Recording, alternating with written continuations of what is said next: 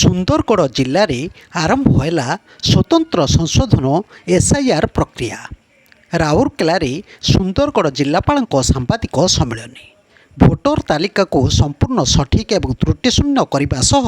ସମସ୍ତ ଯୋଗ୍ୟ ଭୋଟରଙ୍କୁ ତାଲିକାଭୁକ୍ତ କରିବା ଉଦ୍ଦେଶ୍ୟରେ ସାରା ଓଡ଼ିଶାରେ ସ୍ୱତନ୍ତ୍ର ସଘନ ସଂଶୋଧନ ଏସ୍ଆଇଆର୍ ପ୍ରକ୍ରିୟା ଆରମ୍ଭ ହୋଇଛି। ଏହି ପରିପ୍ରେକ୍ଷୀରେ ସୁନ୍ଦରଗଡ଼ ଜିଲ୍ଲାପାଳ ଡାକ୍ତର ଶୁଭଙ୍କର ମହାପାତ୍ର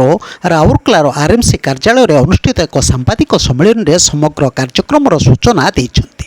ଆସନ୍ତୁ ଜାଣିବା ସେ ବିଷୟରେ। सारा ओडिशारे स्वतंत्र सघन संशोधन जोटा कि आम एसआईआर बोली कहूँ से प्रक्रिया आरंभ होइछि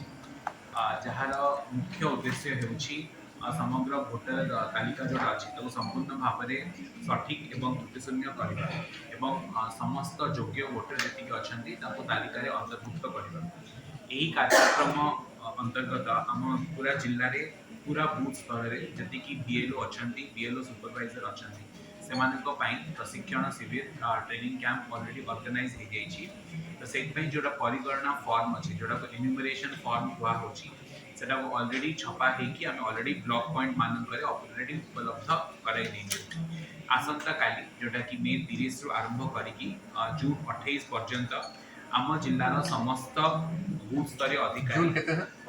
मे 30 रु आरंभ करी जून 28 तारीख पर्यंत आम जिल्लार जेतिकी बूथ स्तरीय अधिकारी आ बीएलओ अछंती सेमाने सीधा सड़क लोक मानक घर को जाइकी ए जो परिगणना फॉर्म और एन्यूमरेशन फॉर्म से प्रदान करेंगे एवं से फॉर्म को सठिक भावे पूरण करने आपण मानक साहाय्य मध्य करेंगे। आपण मानक ठारू आवश्यक सूचना सहित पूरण होइथिबा ए जो फॉर्म टी थिबो ए फॉर्म को संग्रह करबा परे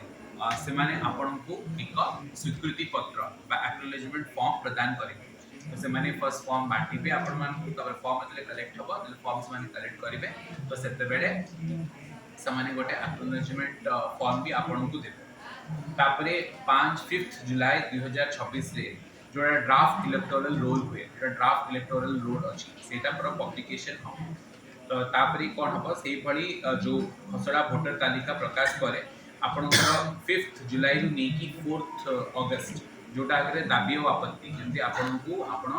अपील्स ऑब्जेक्शन जहां भी सेटा दाखिल कर जाय परिबो from 5 July to 4 August draft electoral roll पर।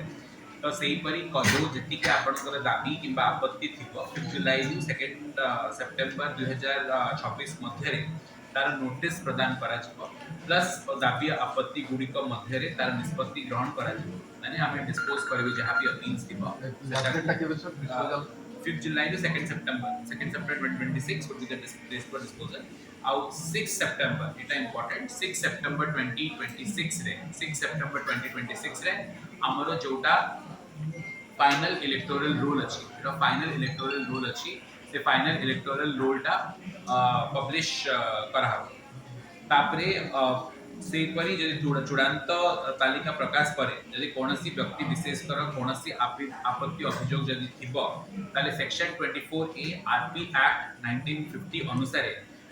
जिला निर्वाचन अधिकारी जमती मन जिलापाल निकट में मो पाखे से आवेदन करें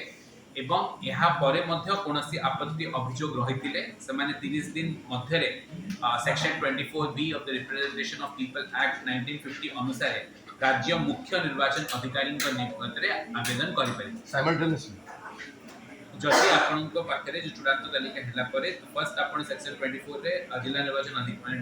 डीओ को पाखरे अपील करिबे बट ता परे after disposal and still also if you have to go on appeal then you can within 30 days fast ame fast disposal पर try करिबो तो sufficient time होगा तापरे आपण माने जाई कि मुख्य निर्वाचन अधिकारी राज्यर मुख्य निर्वाचन अधिकारी को पाखरे आपणकर आवेदन करि परिबे। आपणक या विषय जति अधिक सूचना किछि जणाइल अछि सेरा आपण टोल फ्री नंबर 191950 जो अछि सेतिरे जोगाजोग करि परिबे किबा हमर जो voters.eci.gov.in को परिदर्शन करि परिबे किंबा ईसीआई नेट ऐप माध्यम रे व्यवहार करि परिबे। तो मोर सुंदरगढ़ जिल्लार समस्त जनसाधारण मानकु युववर्ग को ये अनुरोध कि से जेते बेले बीएलओ माने सेमानक घर को जिबे सेमाने तांको संपूर्ण भाव रे सहयोग करिवे निज परिवार कौनसी भी योग्य सदस्य विशेषकर जो नूतन युव वोटर जो मान 18 वर्ष हवा जाऊँगी से नाम जेपरी वोटर तालिका बाद न पड़ो से सुनिश्चित करेंगे। तो समस्त राजनैतिक दल मान द्वारा अनुरोध करने चाहिए से निजर जो बूथ स्तर एजेंट से जो BLA बूथ लेवल एजेंट जमी आमको ये प्रक्रिया सक्रिय भाव में सहयोग करें। तो समस्त जनसाधारण सहयोग प्लस आमर जो मैंने राजनैतिक दल अच्छा से PLA और सहयोग प्लस आपण मान सहयोग सहित आम आशा करुचु एक संपूर्ण सठिक एवं त्रुटिशून्य भावर गोटे इलेक्टोरल रोल बन पाए। धन्यवाद।